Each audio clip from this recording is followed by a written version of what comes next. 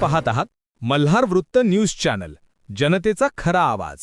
प्रेक्षक हो, पुणे महानगरपालिका निवडणुकीच्या पार्श्वभूमीवर भारतीय जनता पार्टीचे नेते तथा माजी शहर अध्यक्ष जगदीशभाऊ मुळीक हे प्रभाग क्रमांक 1 भाजपाचे अधिकृत उमेदवार श्री अनिलजी टिंगरे यांच्या प्रचारार्थ धानोरी गावाचे ग्रामदैवत असलेल्या भैरवनाथाच्या मंदिरात आलेले आहेत। चला तर मग आपण त्यांच्याकडून प्रभाग क्रमांक 1 बद्दल अधिकची माहिती जाणून घेऊ। वंदनाताई चव्हाण, दांगडताई आणि भंडारे अश्विनी भंडारेताई या चारही उमेदवारांच्या प्रचाराचा शुभारंभ होतोय।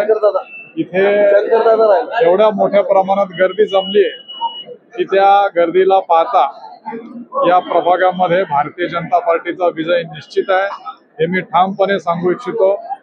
या ठिकाणी स्वयंस्फूर्तीने हजारो लोक अनिलदादा, अश्विनीताई, वंदनाताई, दांगडताई या चौघांच्या प्रचाराच्या निमित्तानं उपस्थित झालेत। एक चांगलं वातावरण या प्रभागामध्ये आहे। मागच्या 10 वर्षांमध्ये बॉबीदादांनी अनेक चांगले विकासाचे कामं या प्रभागात केलेत।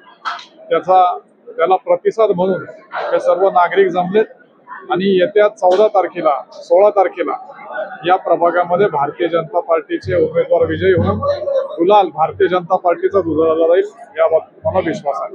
भाऊ, राष्ट्रवादीने देखील महापालिकेवर झेंडा फडकेल असा दावा केलेला आहे, त्याबाबत काय सांगाल? आता सगळ्याच पक्षांना हा दावा करण्याची मुभा आहे। छोटा पक्ष असो मोठा पक्ष असो सगळेच पक्ष अशा दावा करतात, पण शहरातलं वातावरण काय सांगतं? पुणे शहर हे भारतीय जनता पार्टीच्या मागे आहे। पुणे शहर हे विकासाच्या मागे आहे। पुणे शहरामध्ये मेट्रो असेल, भामा असेल, सगळ्याच सुविधा ज्या आहेत त्या आपल्या भारतीय जनता पार्टीच्या काळात आहेत। त्यामुळं लोक भारतीय जनता पार्टीला विसरणार नाहीत। संकटकाळी धावून येणारे कुठली पार्टी असेल, कार्यकर्त्यांची कोरोना काळ असेल किंवा इतर काळ असेल, तर ती भारतीय जनता पार्टी आहे। म्हणून मला वाटतं की यावेळेला विक्रमी म्हणजे मागच्या वेळेला 100 नगरसेवक होते, यावेळेला 125 नगरसेवक निवडून येऊन भारतीय जनता पार्टीची पुण्यामध्ये नक्की सत्ता येईल। भाऊ, उद्या मुख्यमंत्र्यांची येरवड्यात सभा लावलेली आहे, अशा सभा येरवड्यातली सभा नाही आहे। उद्या थोडासा बदल झालाय, ही सभा कात्रज भागात आहे, काही बदल आहे। आणखी काही दिवसांनी मतदारसंघात सभा होणार आहे का? एकूण ही सभा सगळ्या पुणे शहरासाठी आहे आणि त्यामुळे एक सभा साहेबांची पुरेसे साहेबांच्या नेतृत्वाखालीच महाराष्ट्रामध्ये आम्ही लढत आहोत।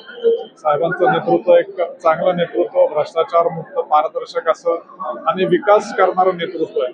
त्यामुळे त्यांच्या चेहऱ्यावरतीच महाराष्ट्रातले सगळे इलेक्शन लढवतात। पक्षाचा आदेश मानून पूजा जाधव यांनी प्रभाग क्रमांक 2 मधून उमेदवारी मागे घेतली, त्याबद्दल काय सांगाल? आमच्या पक्षात सर्वच कार्यकर्ते पक्षाचा आदेश पाळतात।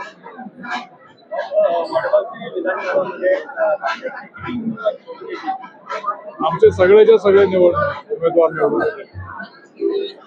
क्रमांक 1 मध्ये इतर प्रभागातील लोक सुद्धा टाकण्यात आलेले आहेत।